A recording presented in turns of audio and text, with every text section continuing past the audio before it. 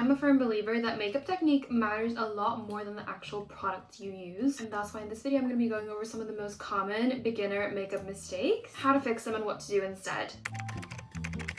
What I see a lot of beginners doing is always going out and buying the newest launches, thinking it's going to fix their makeup before they get the basic techniques down. Today we're not doing that, we're using what we have and we're perfecting the technique. Let's get into it. Skin prep is the most important part of your makeup. Doing your skincare every day, gently exfoliating a couple times a week is going to make your makeup look so much better. It's really difficult to go on one day wanting to do a full glam when you've never taken care of your skin a day in your life. It's going to show, so the work you do every day is going to show up on the day that you do your glam. I like to go in with a thin water-based moisturizer. Personally, I don't use primer and I don't really believe in them for my skin type anyway, which for reference, I do have quite dry, normal-ish skin. I know some people like to say you should use a water-based moisturizer with a water-based foundation and a silicone one with a silicone foundation, but in my experience, a moisturizer like this works with most foundations. The most crucial part of prepping your skin is letting your skincare sink in for a bit before applying anything else. If I go straight in with makeup, I might risk pilling, which we do not want. I just apply moisturizer. It's a very lightweight one, so it sinks in quickly. I'm gonna wait for about 2 minutes and then apply my SPF. For SPF especially, you do have to wait for like 5 to 10 minutes before applying makeup. I know it's annoying, I know we're in a rush, but it's gonna make your makeup look so much better in the long run. It's time for our base. The biggest mistake I see people making is picking the wrong shade or the wrong formula for your skin type. You need to figure out if you have dry skin, oily skin, sensitive skin. That should be your absolute first step for research. From there on, you can find people who have similar skin types and see what they recommend, because me with dry skin recommending something isn't necessarily going to work with someone watching his oily skin, if you know what I mean. I always recommend matching the shade to your neck or like around your jawline area, because that is where the color is going to blend into. I wear fake tan, so I usually go with something that's a little bit darker than my actual skin tone on my face, but still has a neutral undertone, and I always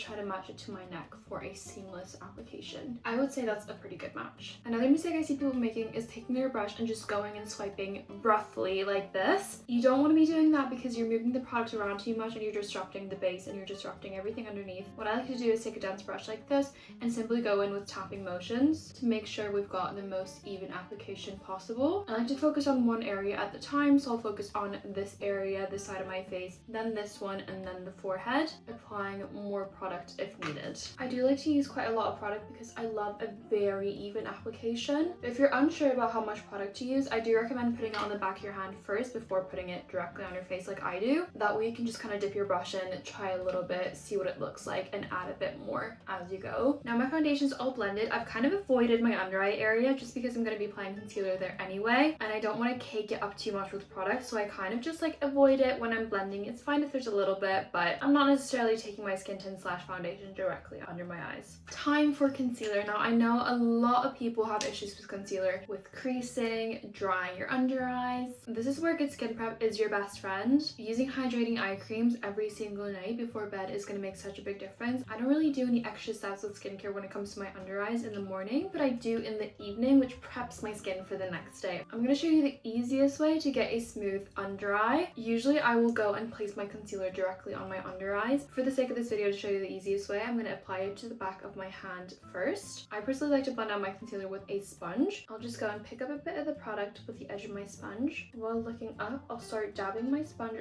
right where my under eye is the darkest. We're doing very small tapping motions. I'm not swiping the sponge on my face at all. When I've got most of the application right here where my under eye is the darkest, I'll take my sponge and start going around my nose where I have some redness and dragging my sponge upwards for a bit of a lift. By putting the concealer on the back of my hand first, I'm able to control the amount of product that I apply and see what it looks like blended before applying any more. And now that my under eye is basically all blended, I like to take whatever's left on my sponge and lightly go over my lid. I don't want a ton of concealer on my lid, but I just want whatever's left over on the sponge basically. Another tip regarding concealers, I know people advise to use a lighter shade to kind of highlight your under eye area, and that is a good tip, but you need to be very careful if you do that to not choose a shade that's too light, especially if you've got dark under eyes, because if you apply an almost white concealer on top of blue under eyes, it can just make them look more gray. So I only recommend going like a shade lighter than your actual skin tone, or starting with a shade close to your skin tone and then applying a little bit of a lighter concealer to kind of highlight. Now for my spots, I'm just actually going to go directly in with the wand. Apply only a tiny bit, and for that I'm actually going to blend out with a brush because I feel like that will keep most of the coverage exactly where I want it. So I'm just very lightly with actually like quite a fluffy brush, very lightly tapping over. We'll be back to under eyes in a sec when we do loose powder, but before then, let's do bronzer. I'm gonna use cream bronzer to show you today. The biggest mistake I see people doing is applying their bronzer way too low on their face, using a shade that's too orange, and blending it out in a really messy way, making it look patchy. The easiest way to control your application is to apply the bronzer to the back of your hand first. I usually will just apply it straight to my face, but if you're practicing or you find it difficult to control the amount of product you're using, I do recommend doing this. With the dense brush, I'm picking up the product from the back of my hand. I'm actually focusing it on the top of my cheekbone, not underneath the cheekbone. That is for contour, which we'll not get into in this video. Again, with the tapping motions, I'm never going in and just swiping it all over the place. I'm very strategically tapping it lightly, picking up more product if needed. I like to keep the bronzer around my hairline, so I'll kind of start on top of the cheekbone here, move my way over to my forehead. It's also very important to blend it all the way up into your hairline, and I know this can be difficult for the blondes because we don't want our hairline to actually be orange, so you just have to be careful with it, but there's nothing worse than like a white line around your hairline because you haven't blended it all the way into your hairline. We never want a stark color difference anywhere on our skin, on our face, our ears, our neck, anything.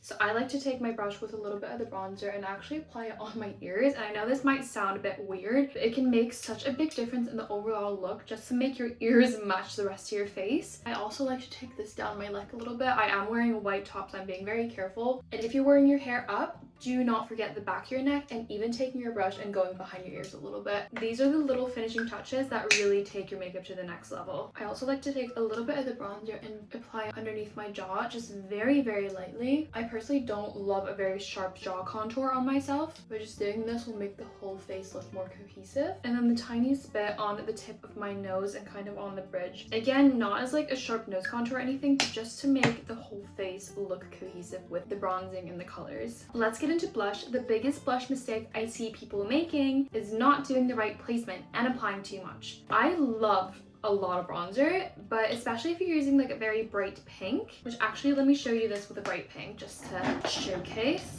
You do just have to be a little bit careful. Now I see a lot of people either applying their brush straight to the apples of their cheeks like we were taught back in the day, or they want to do a lifted look but they're literally applying it on the temples. Now what we want to do is do somewhere in between, so high up on the cheeks, but we don't want to apply it right here because that is not natural. I'm thinking about the apples on my cheeks, but just a little bit higher. Right there, right there. Again, you could apply this to the back of your hand to control the application a little bit more. I like to use a dense, smaller brush to really control where I'm blending it. Again, I'm doing the tapping motions and I'm just kind of going around where I placed it. When it's starting to look blended out like this, that's when I take my brush and kind of go a little bit higher up on my temples, kind of blend it out a little bit more onto a bigger area of my face, but we want to keep most of the blush right here where we applied it in the beginning and just let it subtly fade out. Same here, starting to blend. When it's starting to look a little bit more faded, I'll kind of take my brush into a bigger area of my face, blend it up to the temples. We want to make sure the area around our nose is quite blush free because we don't really want to be red right around our nose. It's time to set with powder. I'm a loose powder girly. I love a loose powder to set my face, and to be completely honest, that is the only reason that my under eyes don't crease, is because I use setting powder. I use loose powder and I use quite a lot of it. Now, I know a lot of people are not a fan of powders because they can be drying, especially if you've got older skin.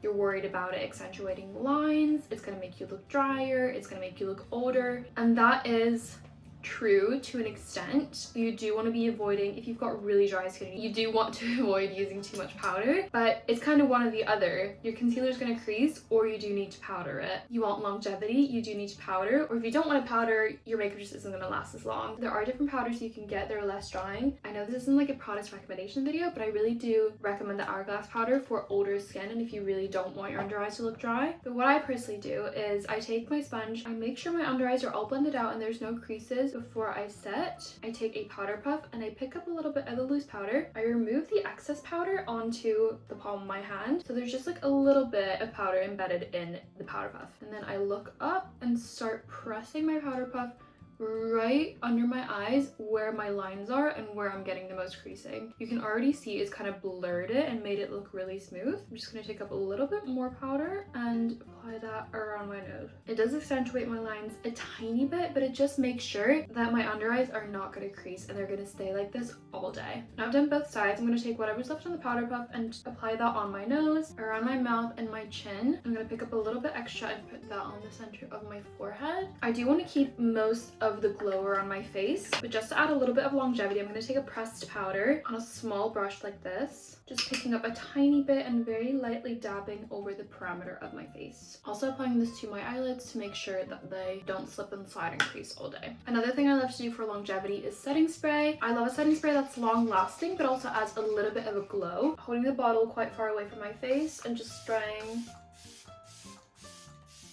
fanning my face off. I do like to apply quite a lot and then just letting it completely dry. Moving on to eyebrows, the biggest mistake I see people doing is filling in their eyebrows too much and making them look too blocky. Eyebrows are very personal preference. If you like doing your brows a certain way, obviously do that. I personally like to fill them in very naturally and follow my natural shape, and I feel like that is what suits a lot of people the best. I like to take a clear brow gel, making sure not to apply any on my actual skin, just focusing it in the brow, brushing the front hairs upwards a little bit, and then when I get closer to the tail, brushing it straight. We do need to let the brow gel dry completely before filling anything else in, so I'm going to move on to eyeshadow. For this video, I'm going to do something very simple. The biggest mistake I see people doing is picking a color that's too dark and not blending it out enough. Now, obviously, a dark eyeshadow has a time and a place, but you also do need to have the right technique to blend it out, which I might get into in another video, but for this video, I'm going to show you a very simple everyday sort of look. Here, got the Makeup by Mario eyeshadow palette, and I'm literally only going to take this shade right here. You could honestly take a powder bronzer of your choosing. That's the kind of shade we're working with. We want to take something that you could use as a bronzer. I like to use a very fluffy brush like this that's kind of tapered towards the end. Pick up a little bit, always dust off the excess. We'd rather build it up than go in with a lot of product right from the get-go. Now you want to focus your eyeshadow right here in the outer corner of your crease. You don't want to place your brush up too high. I'm just doing small circular motions to begin with right here in the outer corner of my eye. Then I like to take my brush and do these little windshield wiper motions to drag the color closer to my inner corner. We don't want to drag it all the way here. We want to stop at around here. I'm doing circular motions and then doing the windshield wiper motions kind of back and forth until I'm happy with the blend. When it's kind of all blended out, I like to take my brush and just kind of very lightly blend it up to my brow and out to my bronzer without adding any extra product. This is literally it. Just doing the same thing on the other side. And then I personally like to take the same shade again, just a little bit of it, and very lightly fluff it over my lower lash line. Not precise at all, just kind of messily. I just feel like it gives a nice shadow. Doing a little tiny bit of smoked out eyeliner. I'm going to show you the simplest way to do this, in my opinion, is to do it with a pencil that's well sharpened. Let me zoom you in actually. And just very lightly, as close to my lash line as possible, do a tiny little line on the outer third of my eye. And then with an eyebrow brush like this, I'll just very gently drag it out. And because this is a smoked out liner, it doesn't need to be perfect. I'm just kind of using the brush to blend it and smudge it. You can even use your nail and just kind of like drag it like this to make it a bit sharper. Going in with my beauty sponge, I'm going to clean it up the slightest bit. But that is literally the easiest and quickest way to do a smoked out liner. My brow gel has basically dried now, so what I like to do is use a brow pen. I feel like this allows me to be a lot more precise with filling my brows. And I like to just very lightly draw on tiny little hair strokes, focusing it on the ends of my brows. I don't really like to fill in the fronts of my brows at all because I feel like it makes my face look quite heavy. For mascara, my best tip is to curl your lashes with a good lash curler and make sure to replace the plastic in here frequently. If there's a gap in here and you can see little tiny lashes getting stuck and poking out, that is your sign to please replace the plastic. I like to start at the base of my lash and then kind of move my curler upwards a little bit towards the end of my lash to get a very even bend and curl in my lashes. And then for mascara, I always like to take a waterproof mascara because I feel like that makes my lashes stay curled all day, literally all day, and my lashes are naturally very straight. For lip liner, the biggest mistake I see people making is either overlining too much or underlining and not overlining at all. I personally love to overline a little bit, but I only overline in the center of my lip. So right here on my cupid's bow, I overline slightly.